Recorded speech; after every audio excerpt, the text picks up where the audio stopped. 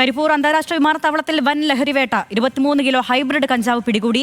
അബുദാബിയിൽ നിന്നെത്തിയ പയ്യന്നൂർ സ്വദേശിയായ വനിതയിൽ നിന്നാണ് കഞ്ചാവ് പിടികൂടിയത്. പിടിച്ചെടുത്തത് അന്താരാഷ്ട്ര വിപണിയിൽ 23 കോടി വില മതിക്കുന്ന ഹൈബ്രിഡ് കഞ്ചാവ്. ശാന്തകുമാർ നൽകും വിശദാംശങ്ങൾ. ശാന്തകുമാർ, എപ്പോഴാണ് ഈ ഹൈബ്രിഡ് കഞ്ചാവ് പിടികൂടിയത്? എന്താണ് പോലീസ് നൽകുന്ന വിവരം?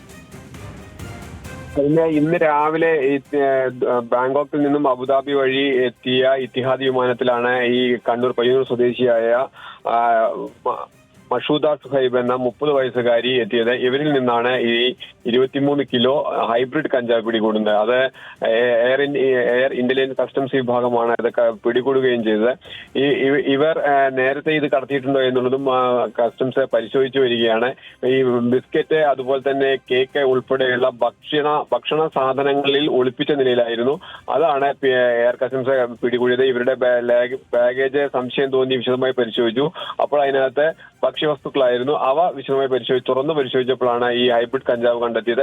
ഇത് ആർക്ക് വേണ്ടിയാണ് കൊണ്ടുവന്നിട്ടുള്ളത്, ഇത് ആരാണ് ഇതിന്റെ ഈ സാമ്പത്തികമായ ഇടപാടുകൾ നൽകിയിട്ടുള്ളത്, ഇത്തരം കാര്യങ്ങളെല്ലാം എയർ കസ്റ്റംസും അതുപോലെ പോലീസുമായി പരിശോധിച്ചു വരികയാണ്. ശരി, ശാന്തകുമാർ വെള്ളത്താണ് വിവരങ്ങൾ നൽകിയത്.